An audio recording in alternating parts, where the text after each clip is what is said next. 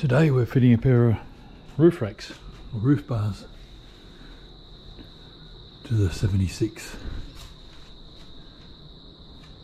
And I've chosen this brand, KRS, Australian made. They're actually made by an engineering company in South Australia. They just look good. Good solid brackets. You can get to different heights. The support bars, I got the low ones because I wanted to keep low profile, and I'll only be carrying surfboards and the kayaks occasionally on it. I think each bar, I better check. So maximum load ratings: 1 bar 50 kilos, 2 bars 100 kilos, 3 bars 150. The 70 series cruisers, the factory rating for the roof is 150, so I won't be carrying anywhere near that. So I fitted 1 bar, and believe it or not, that took me about an hour and a half till I learned a few shortcuts, because you got channels there and a channel on top that have to be plugged with the wind resistant strips. That took a while to do.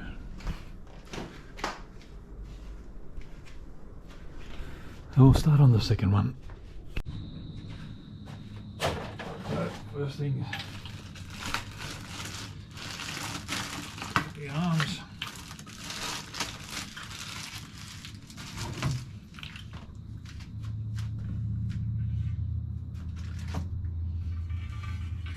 Very solid bars, 7.6 kilos I think, for the pair of them.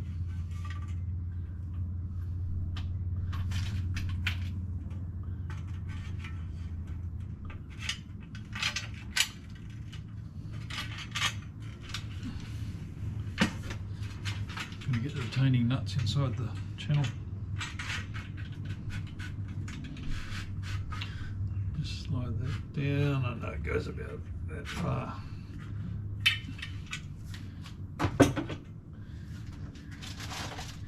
Another one.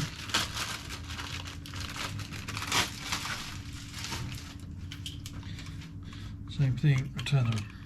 Spin the retaining nuts around, so they just slip on.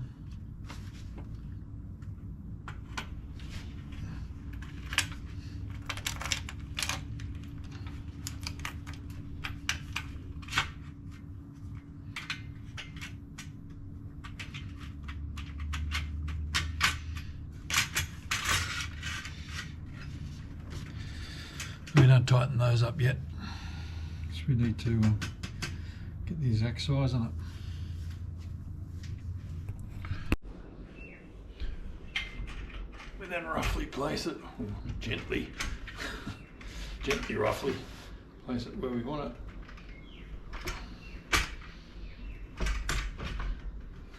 Just sit in the gutter. I'm going to put it right up against this metal joiner here in the gutter, so that'll save me having to measure it, the distance from the front and the back, which you would normally have to do to make sure it's level.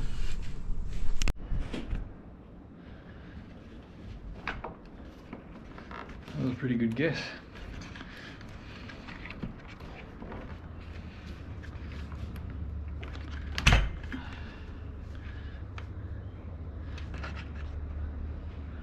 Line it up the same spot, and then tighten the bracket on.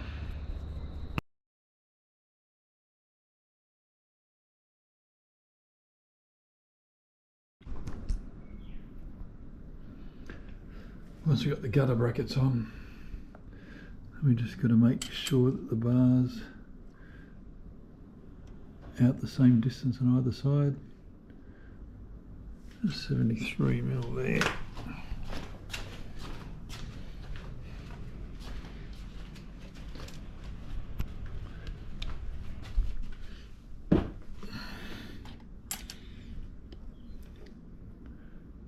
Got 48 mil there, so that's about 15 mil. It's got to come this way.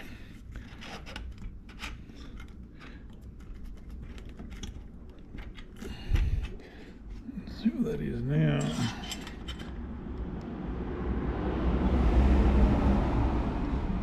Right, it's coming too far. That's 70. Let's see what we got this side. This is a bit of back and forwards this way. 40, so 15 mil, it's got to come this way. To 55. So that's now on 60. Oh, back we go again. Be right if the car wasn't so tall.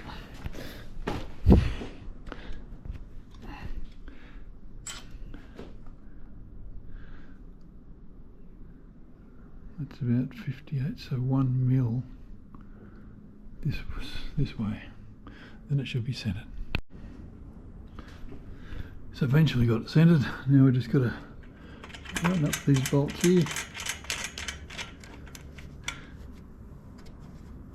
Well, there's 2 on each side. 4 mil Allen key again. So here's a good tip. Because you're moving from side to side, it gets a bit confusing which way's tightening, which way's loosening. So make sure you're tightening, because if you loosen this up, you've got to go back and start from scratch. It's pretty hard, pretty fiddly to get into these.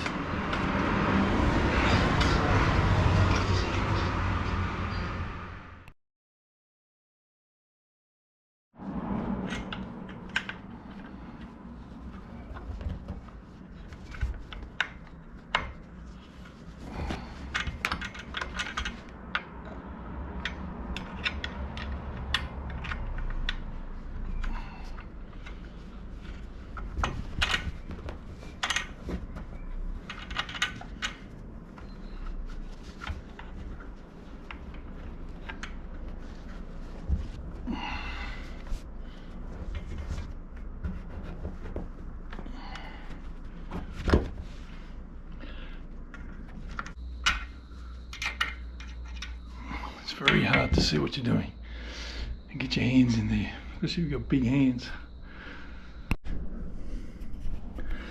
Okay, finally. They're bloody solid. Next step, I think we've got to put the end caps on. Better have a look at the instructions. Tighten the gutter footing, position, repeat step. Tighten the gutter rack foot, repeat step.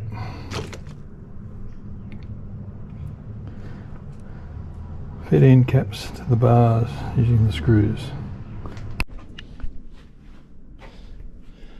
These are the end caps. That lug is not centered, it's higher so that it fits on top. Fits on top of that recess there and then screws in. I'll just tap that in with my little mallet.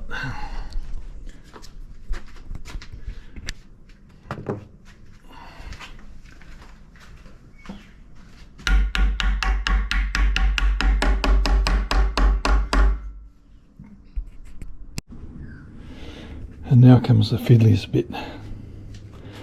These are called wind buffers. And they have one short leg, one long leg. So the short leg goes to the outside of the bar. There. I've done that one already. And they slide in there. And then all the way across there, and then on the other side you got to cut them to shape.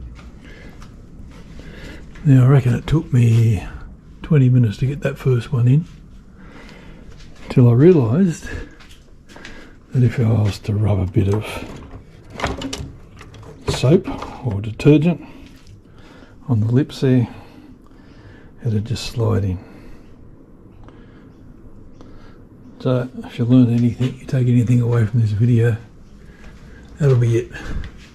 Before you try and put that in there, just put some lubricant on it, some detergent or soap, something to help it slip in.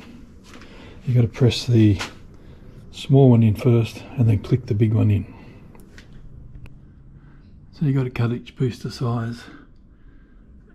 So I'll cut it there where my finger is, and that gives me room to slide just the edge in underneath there, hopefully. So cut that to size just with my multi-use scissors. Now just put a bit of detergent on those edges.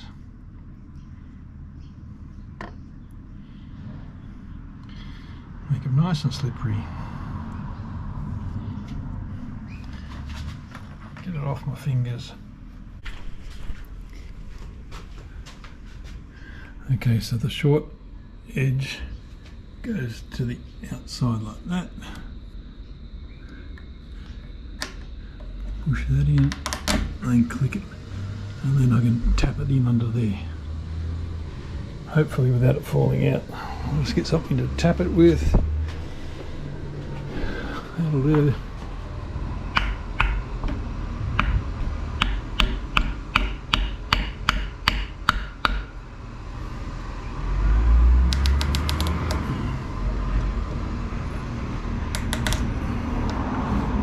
A little bit hard to do one-handed. Needs a bit more of a tap.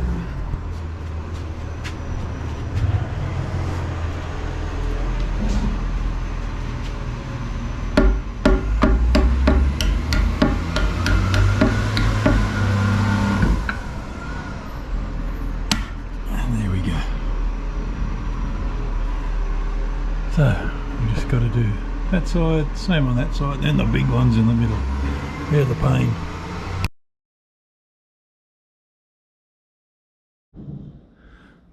So I've just also run a line of detergent along the actual groove,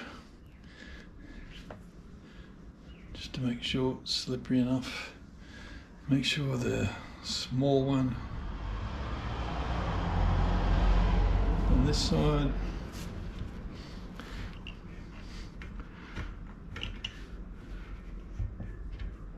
put the small one in,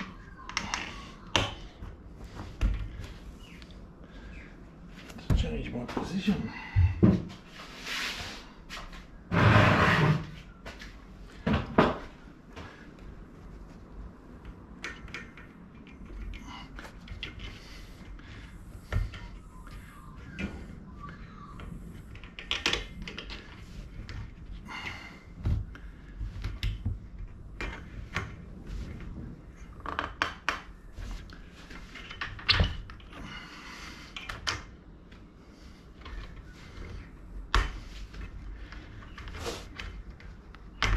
Once you get it started, it's okay, it's just the starting off.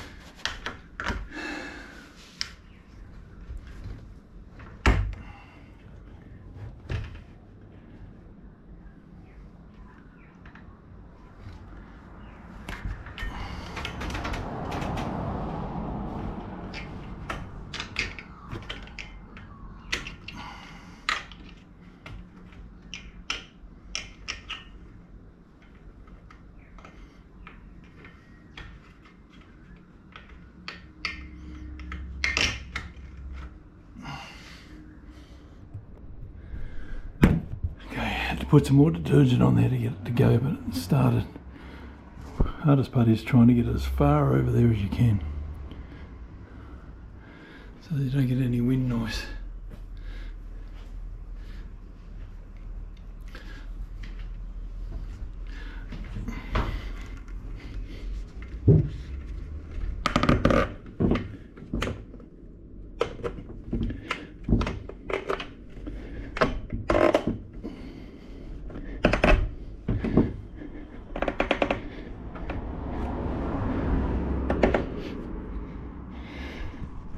Now change sides. Okay, there we go. One side on. Alright. Now I'm just going to get the other side on. I reckon that took 20 minutes. 20 minutes of hard effort.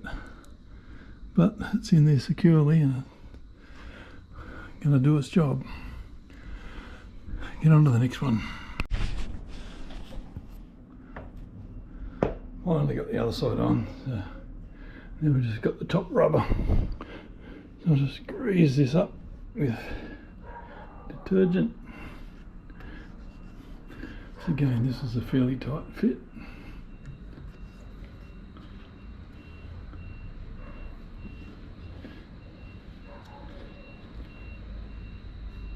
Hopefully that's slippery enough.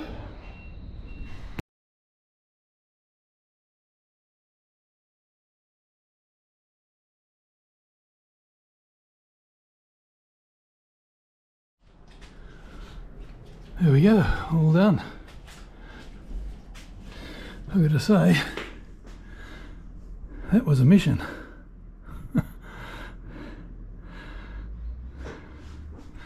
But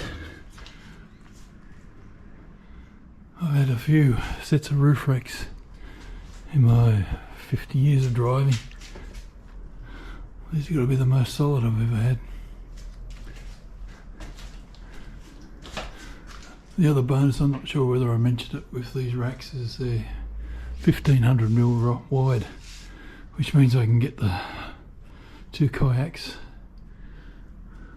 on side by side without having to buy any more holders. Anyway, that's it. If you're looking for a good pair of roof racks, not sponsored in any way, but that was my choice. Thanks for watching. Any questions, let me know.